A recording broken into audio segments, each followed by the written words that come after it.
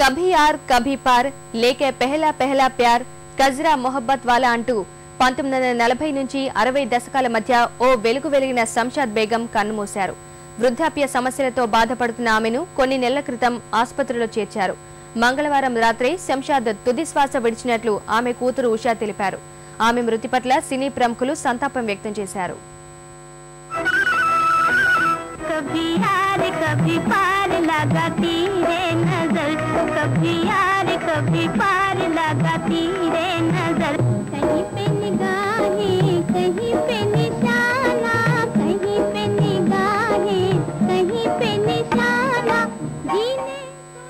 బాలీవుడ్ పాత పాటలు వినే సినీ ప్రియులకు ఈ గొంతు సుపరిచితం.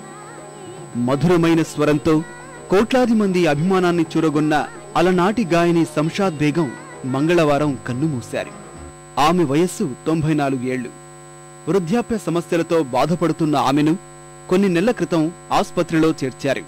మంగళవారం రాత్రి శంషాద్ తుదిశ్వాస విడిచినట్లు ఆమె కూతురు ఉషా తెలిపారు. 1919 ఏప్రిల్ 14న అమృత్సర్లో జన్మించిన శంషాద్ బేగం 1950-60 దశకాల్లో తన పాటలతో అభిమానులను హుషారెత్తించారు.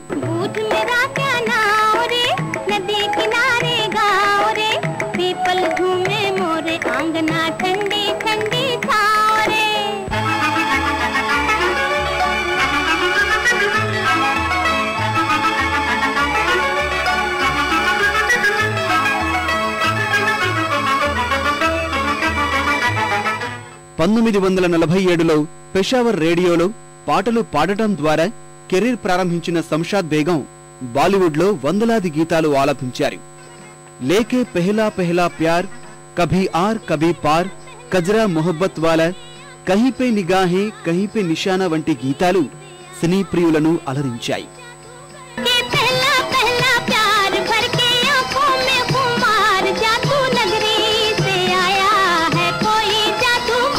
लेके पहला पहला प्यार, कजरा मोहब्बत वाला, अखियों में ऐसा डाला, कजरे ने ले ली मेरी जान, हाय रे मैं तेरे कुर्बान, दुनिया है मेरे पीछे लेकिन मैं तेरे पीछे, अपना बना ले मेरी जान, हाय रे मैं तेरे कुर्बान.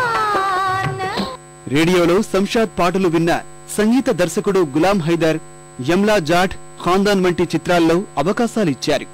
అనంతరం తక్దీర్, అన్మోల్ ఘడి, షాజహాన్ చిత్రాలు ఆమెకు మంచి పేరు సంపాదించాయి.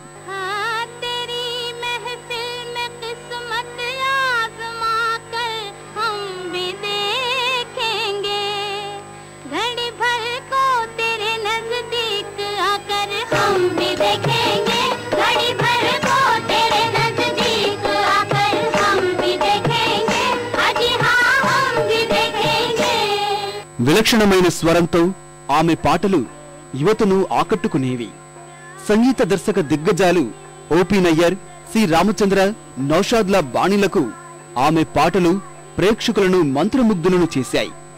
తన పాటల ద్వారా అన్ని రకాల భావాలను ఆమె అందించారు.